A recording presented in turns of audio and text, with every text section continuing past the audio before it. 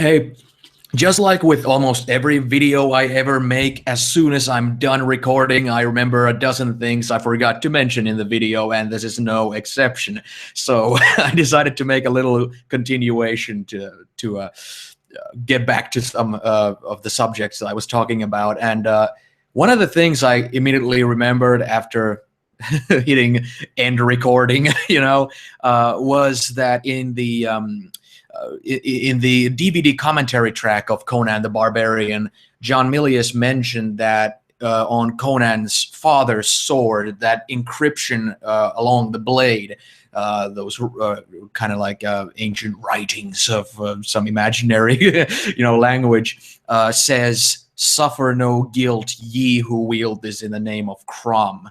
And as I was speaking about Conan's father's principles and the kind of flirtation with Nietzsche's Übermensch writings and stuff like that, that just kind of emphasizes and underlines it even more. It's like as long as you're doing it in this name, it's suffer no guilt. It is kind of a Deus Vult kind of a thing, God wills it, this kind of a thing. But to me, it speaks again about the Übermensch stuff, because like I said before in the earlier video about how Nietzsche's point of view was based around this kind of class society of there being a higher and lower people, and lower people sacrificing of themselves so that the higher people can move history and mankind forward. And one of the big things that was a big kind of what the hell are you talking about when it comes to that philosophy is that those higher echelon people who progressively move history forward shouldn't meddle in the moral qualms of the common folk.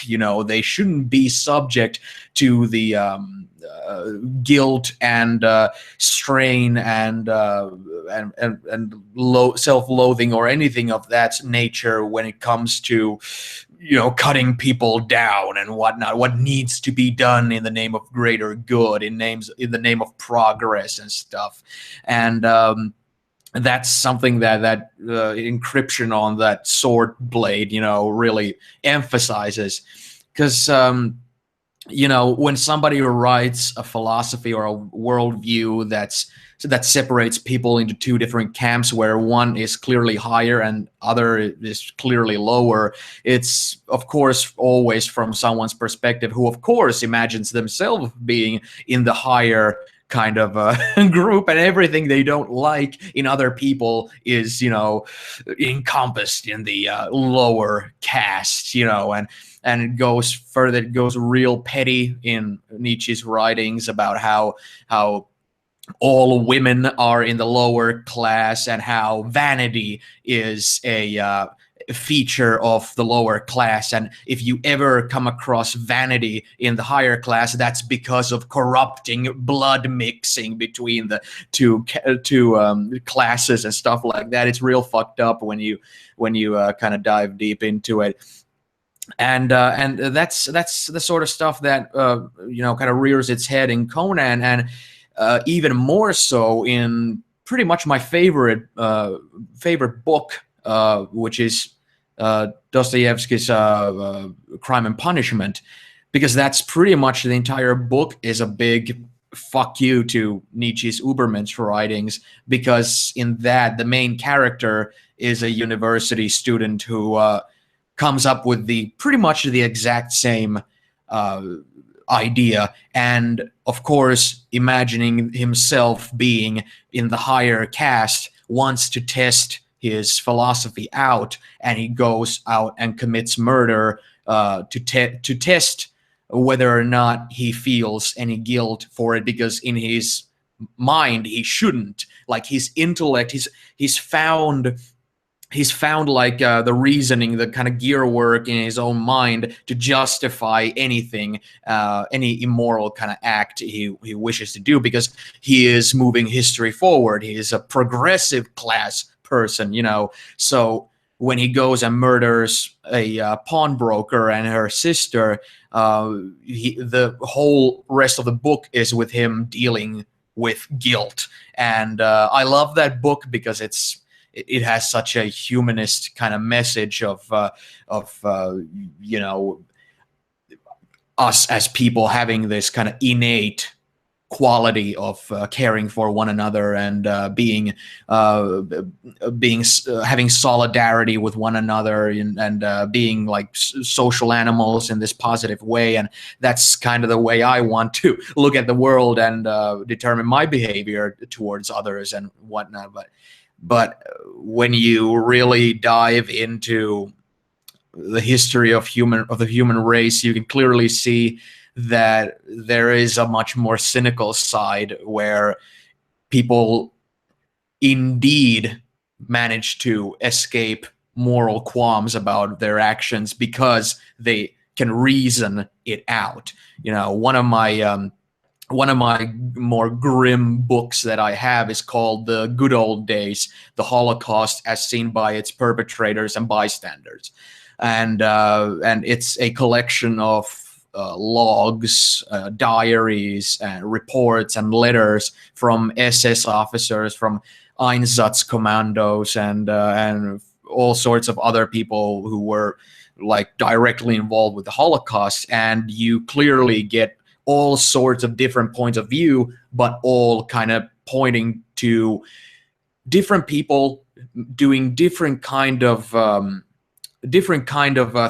thinking process to why it's okay to do this. Are they convinced by the propaganda, or do they think like, oh, it's none of my business, or whatnot? There's multiple different reasons, and almost none of which point to people being innate monsters or anything of that sort, depending on personal interpretation of the term monster, of course. But it's very humanizing, because you can clearly see that a lot of people did a lot of fucked up shit because they were afraid of the reaction of their peers if they pussy out in the violence or anything of that sort. So there's a lot of stuff like that. And when it comes to Crime and Punishment, and when it comes to Conan, I think both of those works kind of channel those kinds of themes really well. In Conan, it's of course done in a more, not in a very humanist kind of sense. There is the human side definitely, with the warmth towards Conan's companions and whatnot, but it's again in this kind of Übermensch kind of way, where Conan's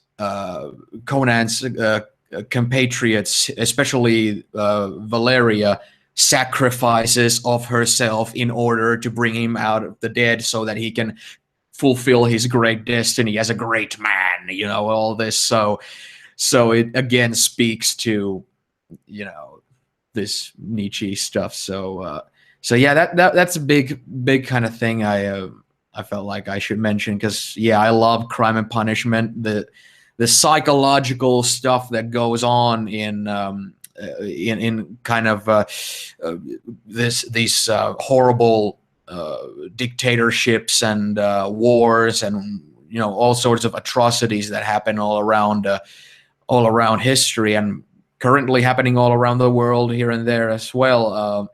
There's so many things that are going on with people that are kind of timeless, because our brains haven't changed all that much from the times we left the woods, kind of. So there's a lot of primitive, a lot of primal, a lot of animalistic, a lot of bestial kind of sides to humans. A lot of, especially with Conan and Thulsa Doom, especially being a cult leader and a manipulator. It's there's a lot of timeless things you can always say and do and condition people to, if you want to get a specific effect out of them. So, which is why these cults and all sorts of atrocities keep happening again and again in the exact same manner with the exact same results, pretty much. So it's good that it's kind of pondered in a fantasy story, because whether it's science fiction or fantasy, science fiction does it way more, but fantasy is, at least lately, a lot of fantasy really likes to delve into real world issues, not perhaps contemporary issues, but still like human things where groups of people are divided maybe into orcs and elves and dwarves instead of, maybe, I don't know, Nazi Soviets and Jews or whatnot, just kind of talking off the cuff, It's kind of fun. When I rewatched Conan, after talking about it, I rewatched it again after a while, and rewatching it as an adult, it's kind of interesting because when I was growing up with a lot of Arnold movies, those were really like influential and really like got my blood boiling and grew some hair on my balls, that kind of thing. And now that I watch Conan, especially in the opening part when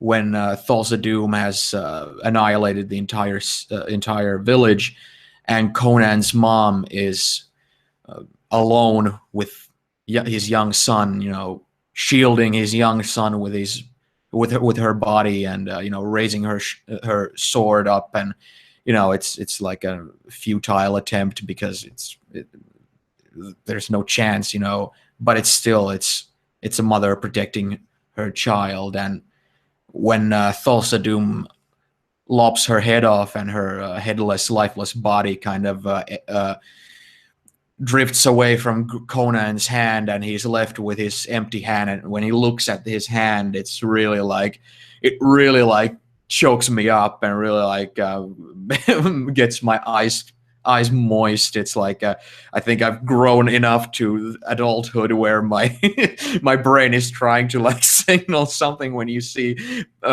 parents protecting their like innocent children and stuff. It sends certain signals of emotional reactions to me. The same thing was when I watched Terminator 2 for the last time, and when Sarah Connor becomes a Terminator and goes to terminate Miles Dyson for crimes he has yet to commit, that he's about to do in the future, just like Arnold was about to terminate Sarah Connor in the first one because of things she's about to do in the future, especially with that red dot on the assault rifle with Sarah Connor. Nice touch there. Sarah Connor is a Terminator for a little while there. And when she confronts Miles Dyson there, and Dyson's little boy is trying to cover his body up, and Dyson is trying to shove his son out of the way while Sarah Connor is pointing a gun at his face, and little kid is screaming, "Don't hurt him." It's like, just talking about it, I'm already like getting this little boom, boom, boom, in the bottom of my throat, kind of. It's kind of fun to, you can watch Arnold movies and get like real emotional in your old days. Maybe it's the nostalgia, maybe it's just, seeing kids and, in harm's way and people, all that stuff, Anyway, there's still a couple of things I want to mention about Conan that I forgot to mention, is that lately I've been watching a lot of Akira Kurosawa films, and especially with Seven Samurai. It's funny, after being so familiar with Conan the Barbarian, when you watch Seven Samurai, especially with the end battle, you see so many things like, I get it now. John Milius was taking clues from here and there, and Seven Samurai was one of the big ones where, especially with Mako, coming with those armor pieces and weapons, and like, oh, the gods are pleased with you. That's like directly from from Seven Samurai and a lot of other things with Battle of the Mounds. And it's also like I'm thinking of Mako's performance, especially like seeing him speak English dialogue and being that over the top as he is. It seems really overacted and over the top, but if you imagine his dialogue being in Japanese and the picture being in black and white or something, it's pretty like fitting performance for something like a Kurosawa film, like what's his name, Mifune, the big-eyed actor who's in most of his samurai films. And you know, there's a lot of similarities to the performances of Mako and his style to what Mifune was doing. You know, Mifune was real physical on top of that, but really like this big eyes and his you know, kind of things where he just flips out and has this crazy energy. And I'm, you know, when you look at Mako, it's pretty much clear that he would be fantastic on stage. I'm pretty sure if you were watching him in a play on stage, his presence and energy would be just captivating. But on film, because you can capture such tiny movements of every little facial, you know, twitch or whatnot, when you have somebody who's really like, I'm a wizard, mind you, you know, that kind of, you know, energy, it can really come off as over the top, you know. But it's okay. I really enjoy it. Another movie that I only recently saw for the first time that really felt like there was a lot of influences to Conan the Barbarian was Sergei Eisenstein's Alexander Nevsky. Alexander Nevsky is an old black and white film from the Soviet Union, and it's a propaganda film. You know, all of Eisenstein's films to an extent were, because you know he was one of the, aside from Griffith, he was one of the big founders of how cinema was portrayed and made from his time on, because the Soviet Union was pretty much like film is the perfect, you know, way of conveying propaganda to the masses who are, you know, perhaps illiterate and not smart enough to get, you know, terms and concepts and like that conveyed through, you know, pamphlets and books. But through film, when you show people's facial reactions and emotions and all that, that's something where you can easily like manipulate emotional responses out of people.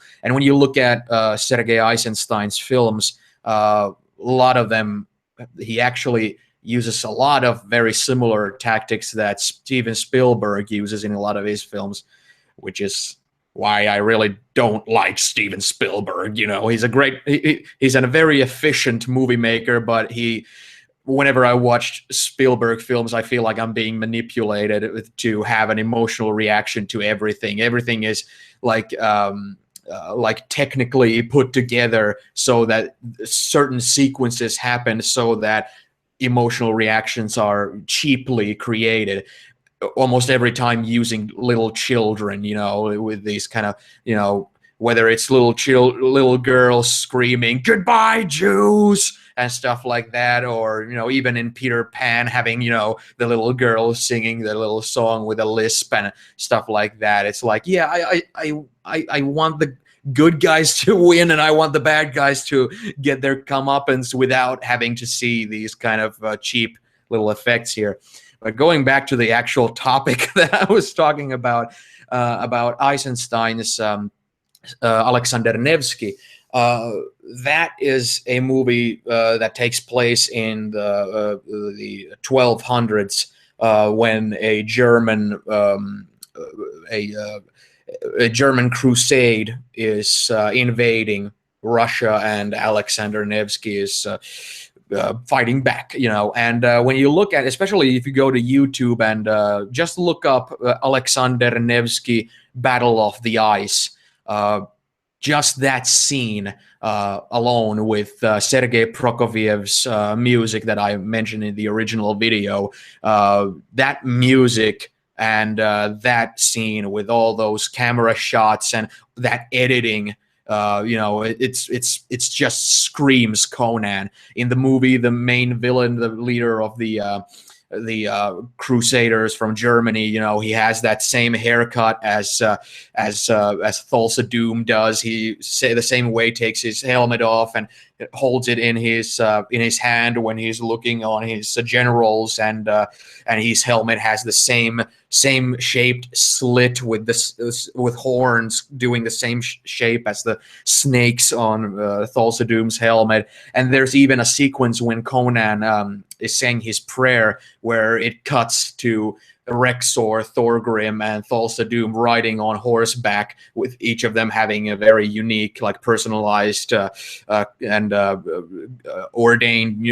ornate helmets and everything like that, to the music and everything like that. It's directly from the Battle of the Icene, once the Crusaders start to charge the Russians there. And it's a magnificent movie to behold, because Eisenstein was pretty much the founder of modern editing techniques.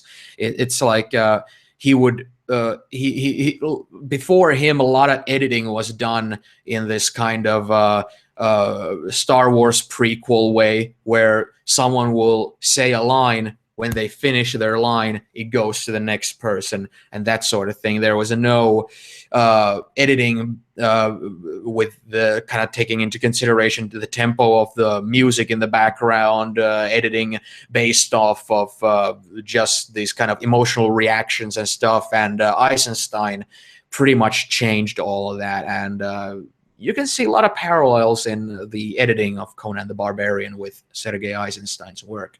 And yeah, this is pretty much all that I felt like I missed in the last video. So this is a lot shorter. This is just a little add-on to the end. If you watch the original and then you still crave a little more Conan, Conan drooling, here's some little extra for you. But yeah. Conan, I'm pretty sure as soon as I'm done with this, I'll come up with new stuff to say as well, but maybe I'll give it a rest this time. Maybe I'll ramble about something else next time. So, yeah, there you go. See ya.